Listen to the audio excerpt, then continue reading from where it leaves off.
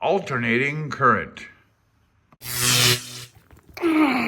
And right away they start talking about AC currents. They start with phase, and they say you cannot really understand alternating current until you have a clear picture of phase. And their example is a pitcher and a catcher.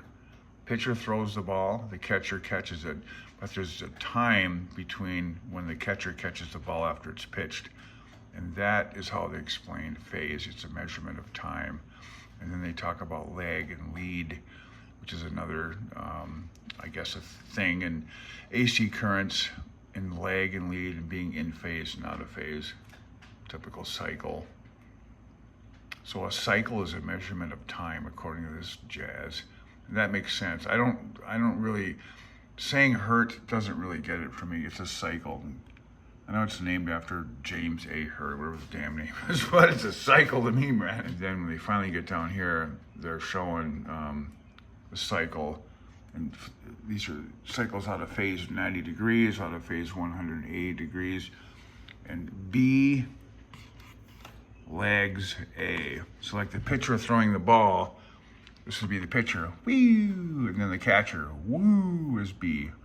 So there's the time lag. So when it's easy, I'm all for it. But when it starts getting crazy, yeah, that's where it gets to be kind of a challenge. And when they start doing this kind of thing, and then you get down to here, where is it? Yeah, it's like, oh my God, oh my God, oh my God, this is out of control. The whole part about reactance, AC current, AC voltages, as opposed to DC voltages, which I don't understand.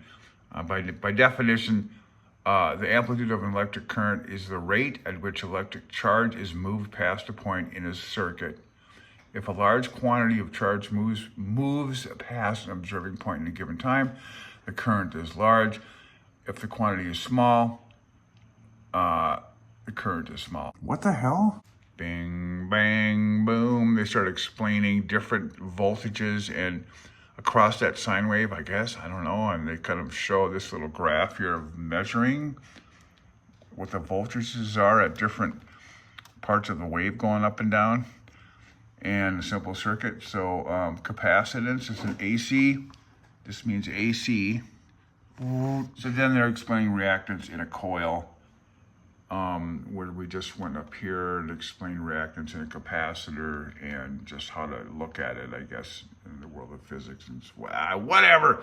So, I mean, it's just stuff that it's all just slammed right. Oh, here's oh my God, a combination of the two. Yeah. But this is, again, this is basic stuff. Basic stuff? What am I, Einstein, for the cripe's sakes? This just kind of went over my head, but it's all in here. And like I say, this is probably a good book to use as a reference. When they get into impedance, it's like, oh, the Pythagorean theorem. Or is that what it is? Talking about the hypotenuse, the cosine, and the sine of a triangle. I kind of retained some of that concept in my mind a long time ago. I do have notes on that in mathematics, and when I took a class in drafting, we were going on geometry. Wrong again, CLG. That's trigonometry. Power factor. Oh, so I'm just thinking, I'm not even really reading much of this right now because it's just too much. But, you know, the amplifiers of the day, everything's vacuum tubes, so the transmitters get to the amplifier section.